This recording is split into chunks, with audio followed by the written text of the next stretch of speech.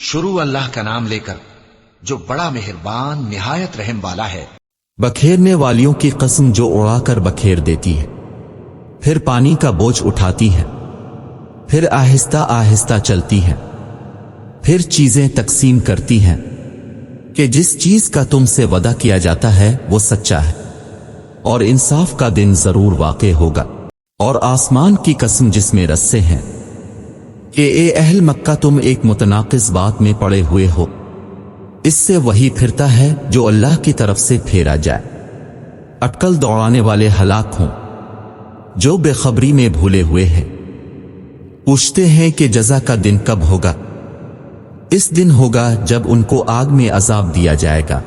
اب اپنی شرارت کا مزہ چکھو، یہ وہی ہے جس کے لیے تم جلدی مچایا کرتے تھے۔ بے شک پرہیزگار بہشتوں اور چشموں میں عیش کر رہے ہوں گے، اور جو نعمتیں ان کا پروردگار انہیں دیتا ہوگا ان کو لے رہے ہوں گے۔ بے شک وہ اس سے پہلے نیکیاں کرتے تھے، رات کے تھوڑے سے حصے میں سوتے تھے اور اوقات سحر میں بخشش مانگا کرتے تھے، اور ان کے مال میں مانگنے والے اور نہ مانگنے والے دونوں کا حق ہوتا تھا۔ اور یقین کرنے والوں کے لیے زمین میں بہت سی نشانیاں ہیں، اور خود تمہارے نفوس میں تو کیا تم دیکھتے نہیں؟ اور تمہارا رزق اور جس چیز کا تم سے وعدہ کیا جاتا ہے آسمان میں ہے۔ تو آسمانوں اور زمین کے مالک کی قسم، یہ اسی طرح قابل یقین ہے جس طرح تم بات کرتے ہو۔ بھلا تمہارے پاس ابراہیم کے معزز مہمانوں کی خبر پہنچی ہے؟ جب وہ ان کے پاس آئے تو سلام کہا، انہوں نے بھی جواب میں سلام کہا۔ دیکھا تو ایسے لوگ کہ نہ جان نہ پہچان، تو اپنے گھر جا کر ایک بھنا ہوا موٹا بچھڑا لائے اور کھانے کے لیے ان کے آگے رکھ دیا۔ کہنے لگے کہ آپ تناول کیوں نہیں کرتے؟ اور دل میں ان سے خوف معلوم کیا۔ انہوں نے کہا کہ خوف نہ کیجیے، اور ان کو ایک دانشمند لڑکے کی بشارت بھی سنائی۔ تو ابراہیم کی بیوی چلاوتی آئی اور اپنا منہ پیٹ کر کہنے لگی کہ اے ہے، ایک تو بڑھیا اور دوسرے بانج۔ انہوں نے کہا ہاں، تمہارے پروردگار نے یوں ہی فرمایا ہے، وہ بے شک صاحب حکمت اور خبردار ہے۔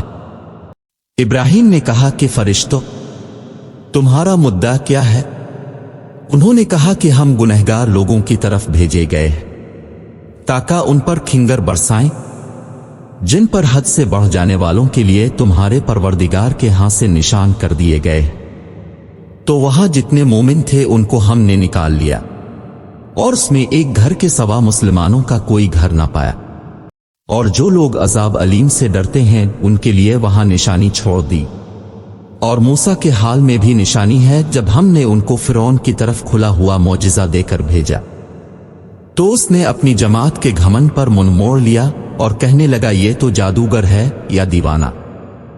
تو ہم نے اس کو اور اس کے لشکروں کو پکڑ لیا اور ان کو دریا میں پھینک دیا، اور وہ کام ہی قابل ملامت کرتا تھا۔